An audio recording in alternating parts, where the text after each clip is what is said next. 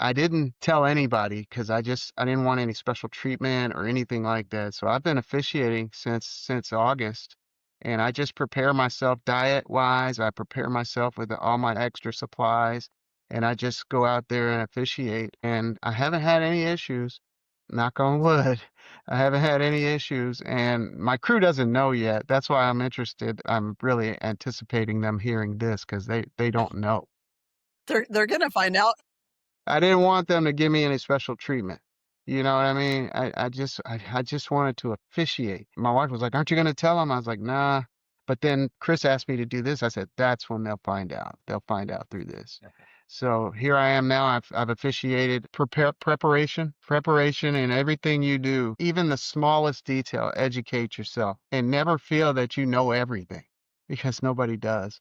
And if I was gonna say, and that will elevate you because when it's time for you to shine, if you're not educated, if you're not prepared, it's gonna come out. It's gonna come out on the field. You have to make decisions in a hurry. You have to be able to process things very quickly sometimes. And it's the same with sports officiating. And this is on all levels in the military. Even the most junior personnel have to be able to process something quickly. And I think that that's uh, what helps me is that I'm able to deal with, I had to deal with a lot of things that happen on like an aircraft carrier and things that are coming really fast. Flight ops are going, planes are landing, planes are taking off, and I'm in charge of the weapons on the flight deck. And all of a sudden, situations change. Again, like I said before, if I wasn't prepared for that, I wouldn't be able to do it. And I think that's the key from military to officiating. I think I answered that. And now, Season 2, Episode 29, Letter X. X Factor. Join hosts Dana Pappas and Nate Acosta with special guest Dr. Mercer Morgan III on the From A to Zebra podcast. Welcome back to the From A to Zebra podcast. I'm Dana Pappas, back with my co-host Nate Acosta for this week's episode of the show. On this episode, we are covering the letter X and talking with our guests about the X factor in officiating. We're covering this topic each season on the podcast, but this season's discussion is quite different from what we talked about in season 1. Our guest is Dr. Mercer Morgan III. Dr. Morgan has been officiating for 4 years, working high school and junior college football, high school basketball, and travel and fast pitch softball. He is a 30-year combat veteran with the United States Navy, retiring in 2013. And certainly, Mercer, thank you so much for your service to our country and for protecting the freedoms that we all benefit from every single day. We appreciate your service to the United States. You're welcome. Thanks for having me on. Absolutely. Dr. Mercer continued his service to the country as a government contractor at the Naval Test Wing Pacific in October 2014 and completed his career with the Naval Air Warfare Center Weapons Division. With all those accomplishments, Dr. Morgan says his greatest achievement is being a cancer survivor. Mercer, welcome to the show once again, and thank you so much for joining us. Thanks for having me.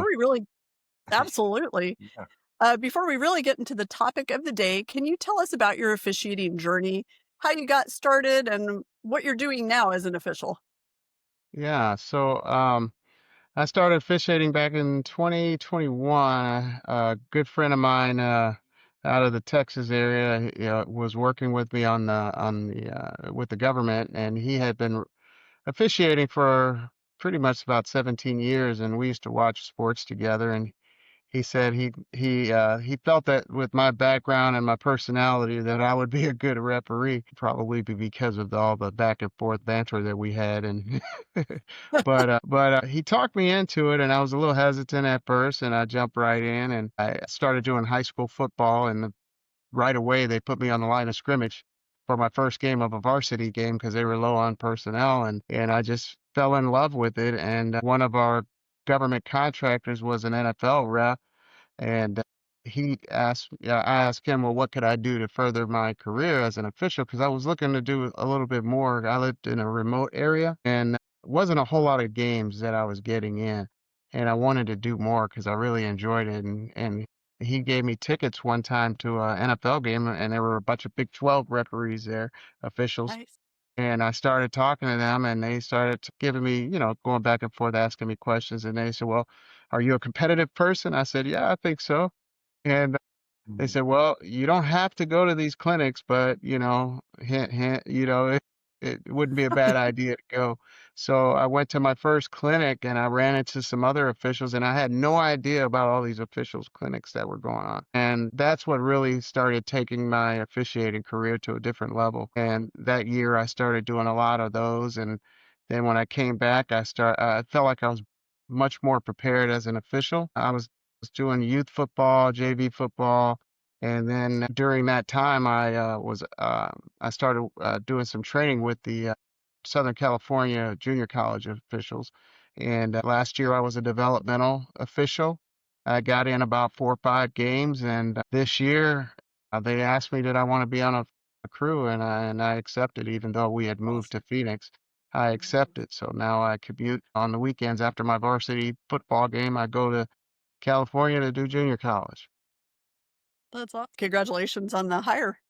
Thank you. Absolutely. That's an accomplishment. The one thing that you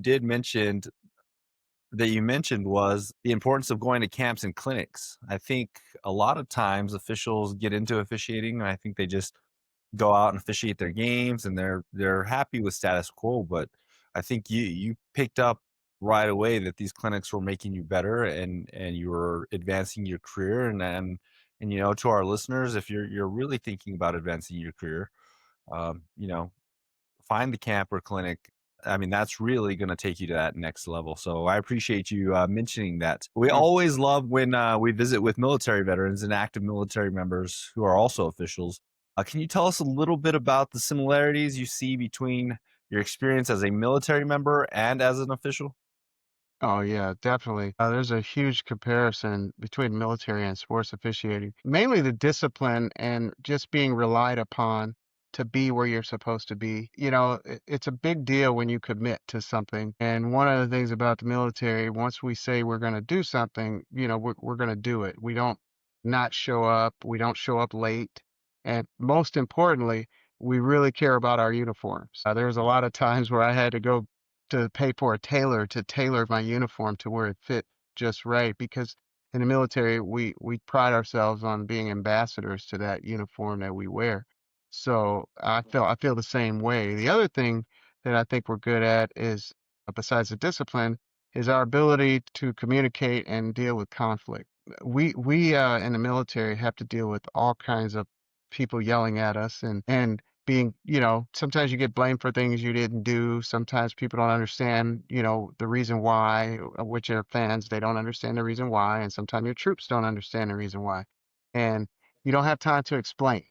And I think the military is really, really good at juggling that, and especially in the middle of a game. On the line of scrimmage, I have to really know how to communicate with coaches, and it's the same way dealing with senior military officials or junior people. You have to be a good communicator, and those are the things we bring to the table. And there's also the competitive aspect. We like to promote. Obviously, in the military, everybody wants to promote, and the same thing, as an official. But the one thing about the military, I will tell you, when we promote, we like to be prepared for that promotion, which is again the clinics that I like to go to. I know that, I don't want to promote into like say a Division I official if I'm not prepared to do so. And I think that's what the military is really good at. I think you have to be our first guest that has talked about that. I think, He is, absolutely.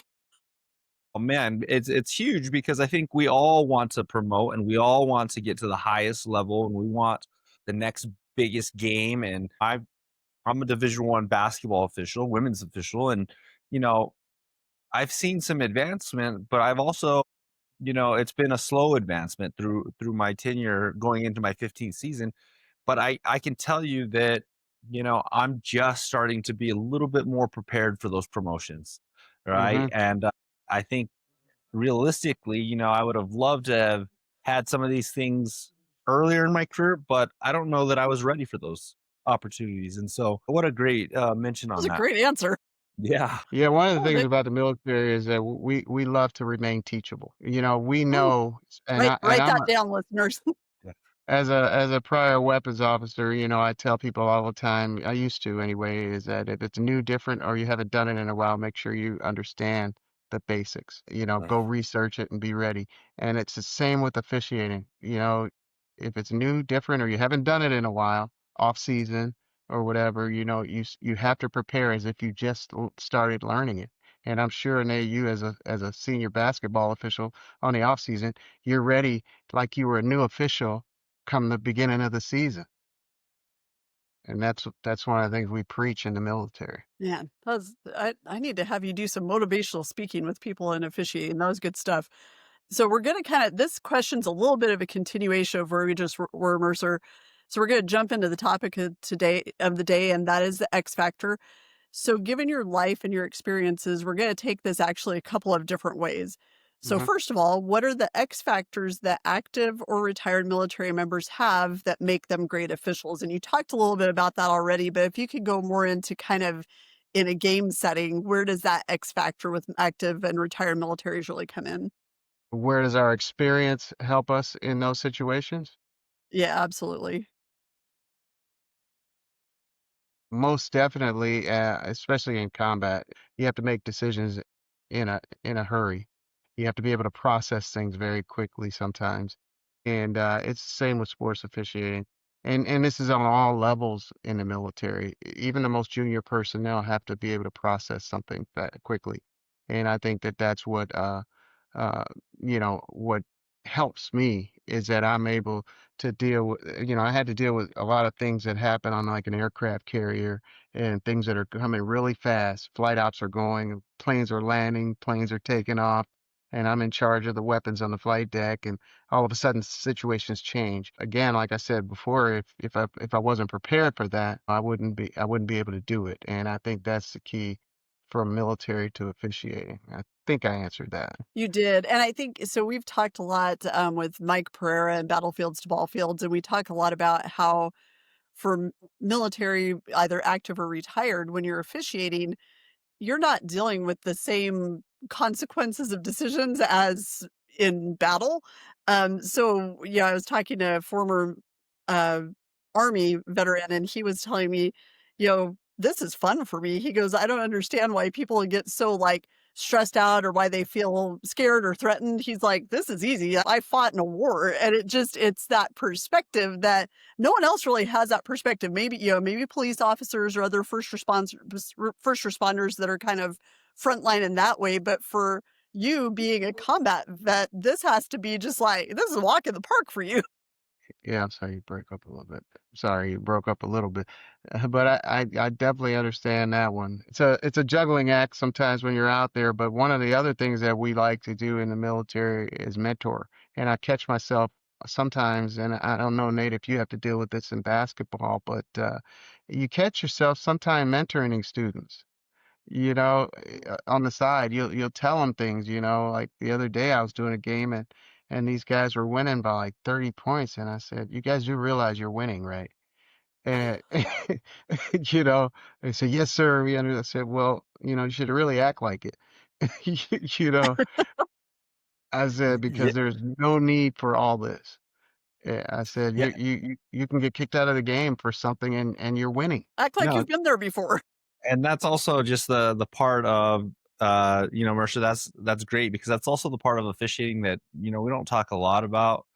There are those coaches that really don't want us talking to their athletes at times, but you know what, I think in the interscholastic setting, a lot of times, like, we are role models, we are just as you know a part of their mentorship and their growth. And so it's important that we do have those conversations. But I do find myself doing that, but I also find myself constantly trying to teach my fellow officials as well, right? Mm. And constantly trying to give feedback. And sometimes I have to like rein it in because sometimes not everybody wants feedback or constructive feedback. And so sometimes you just have to know when to give that feedback and when not to. But yeah, to answer your question, absolutely, I find myself wanting to just constantly give back to my fellow officials or even the student athletes that I'm officiating.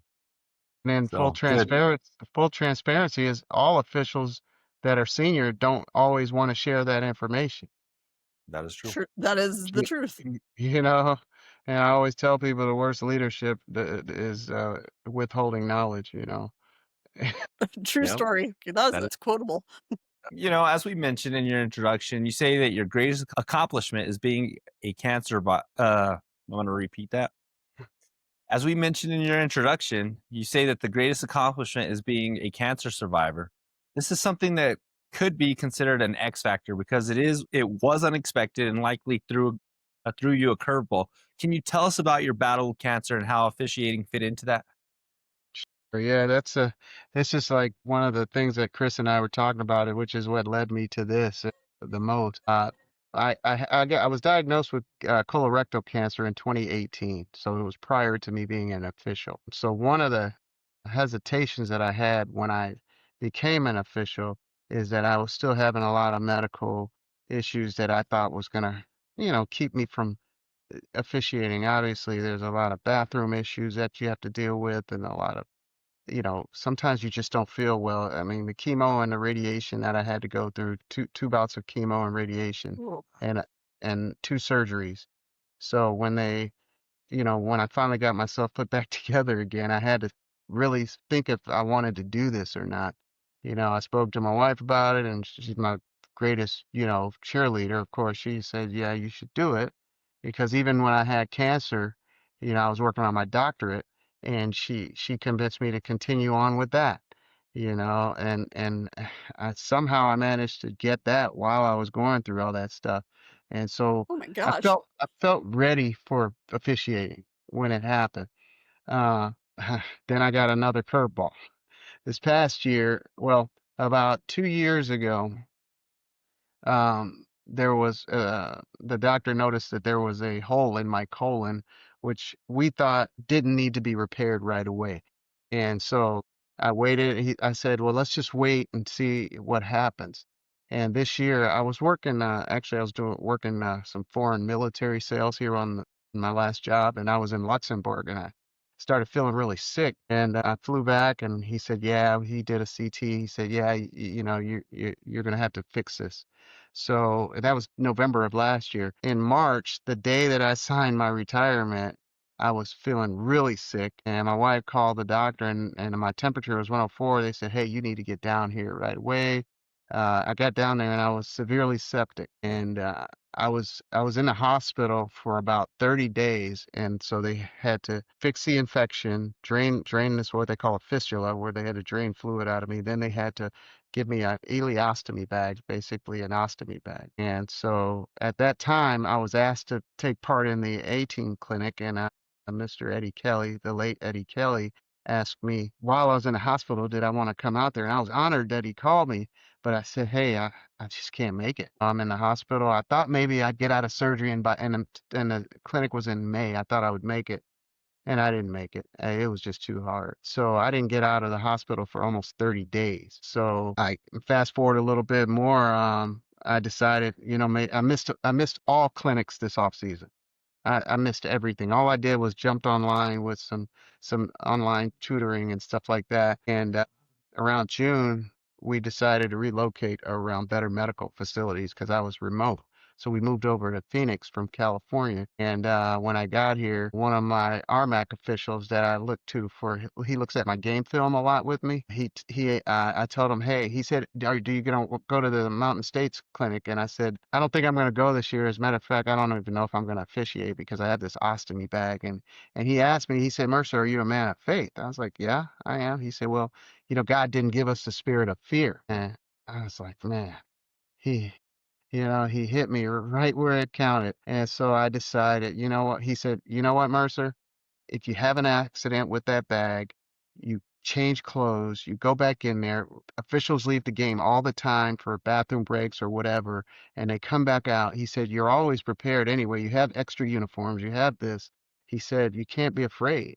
And I was like, wow. So I decided at that point I was going to officiate this year. No more than a week later, Greg Truex, one of the trainers over here with the junior college official in the Southern California Football Association, called me up and he asked me, did I want to be on a crew? And I was like, wow, this is crazy. I go from not wanting to official to saying I'm going to be an official to being asked to be on a crew. So I didn't tell anybody because I didn't want any special treatment or anything like that. So I've been officiating since August, and I just prepare myself diet wise. I prepare myself with all my extra supplies, and I just go out there and officiate. And I haven't had any issues.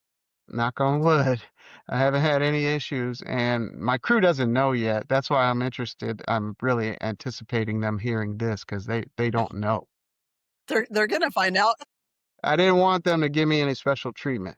You know what I mean? I just wanted to officiate. My wife was like, "Aren't you going to tell them?" I was like, "Nah." But then Chris asked me to do this. I said, "That's when they'll find out. They'll find out through this." So here I am now. I've officiated probably 10 games between varsity football, JV football, and college football. I've probably done about 10, 11 games, and flag football too. My goodness. And no issues. You're feeling good. I mean, does it feel good to be out there? Feels good. It's hard sometimes with the diet. I don't know if anybody else that's going to be listening has to deal with something like that. The important thing is your diet.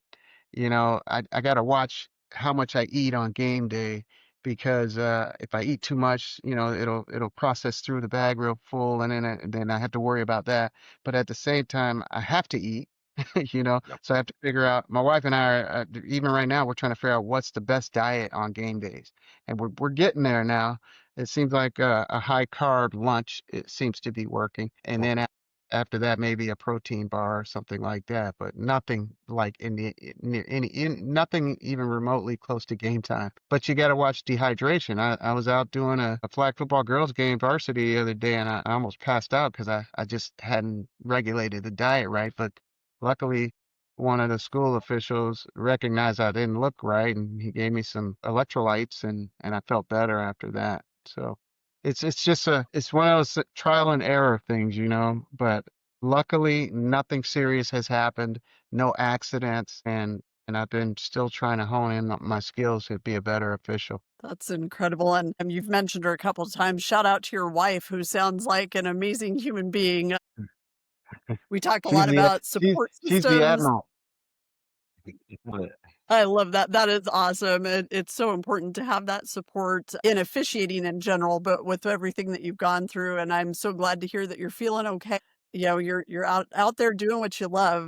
That's certainly a testament to your character. And wow, that was very inspirational. So we're going to talk a little bit more about this, and you touched on this a little bit in your last answer, but Nate and I talk a lot on this show about the officiating family.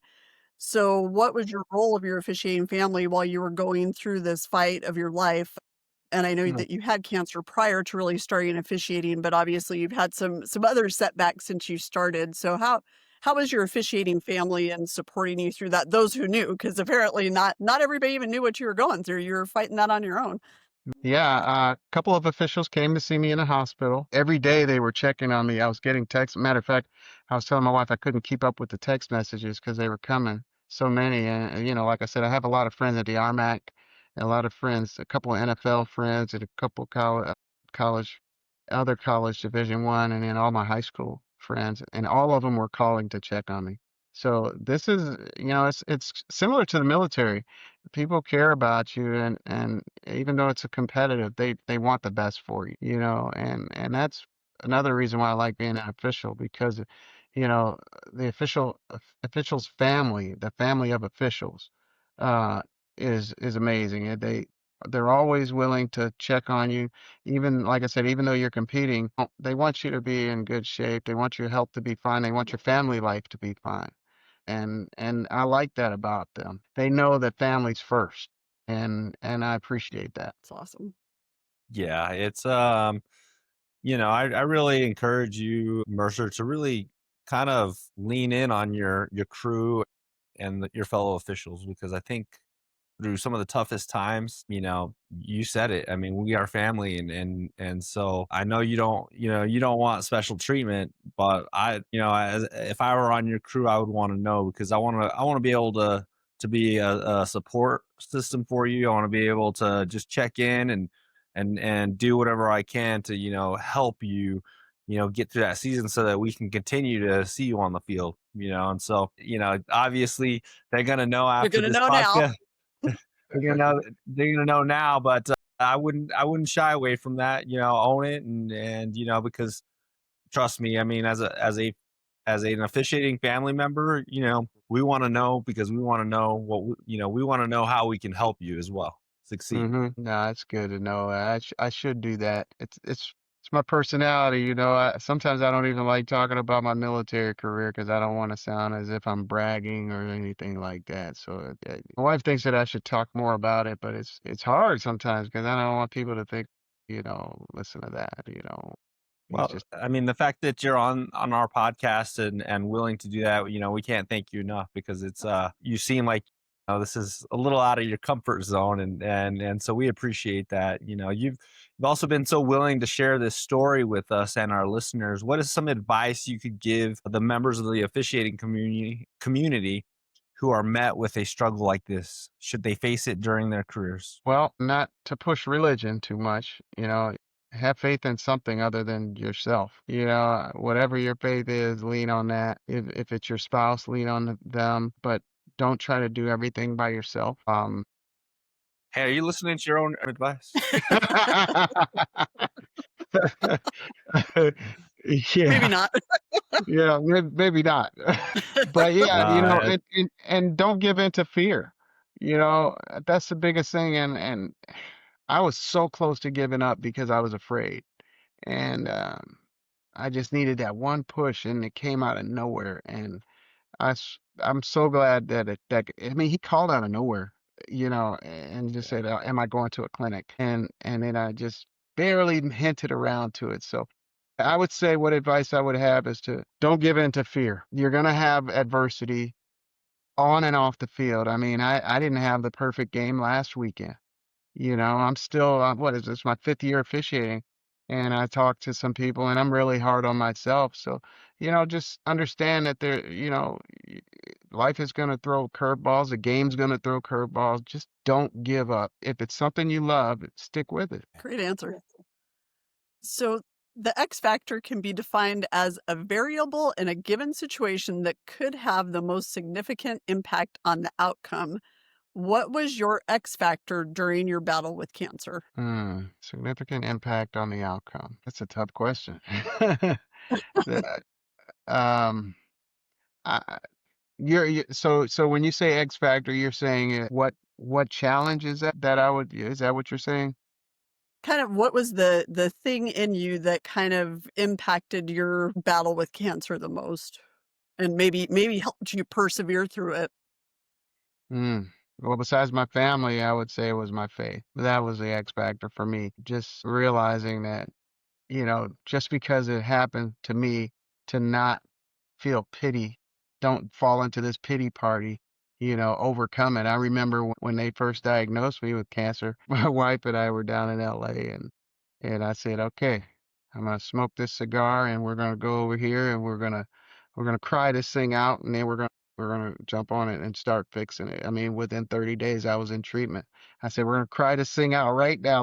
We pulled into a park, and we just sat there, cried a little bit, laughed a little bit, and we just knew we were gonna do it. So that's one of the things I would say. You brought up faith a couple times, and you brought up, not having that fear. And I think a lot of times, and it may not be something as serious as cancer. It might be just an injury on Mm. the playing surface, a knee injury, or, you're battling something, and I think a lot of times, especially at the interscholastic level, I think we see officials kind of hang it up, or, they have that fear of getting back out there. And I hope that our listeners, no matter what the fear is, it could be something as big as cancer, or maybe just recovering from a knee injury, to go out there and do it, and have faith in yourself or something that you're going to be able to get through it. So, man, it just really good stuff. And love your response to that. If I had a final question for you, and it's one that we ask all of our guests. The From A to Zebra podcast has a mission each week, and that's to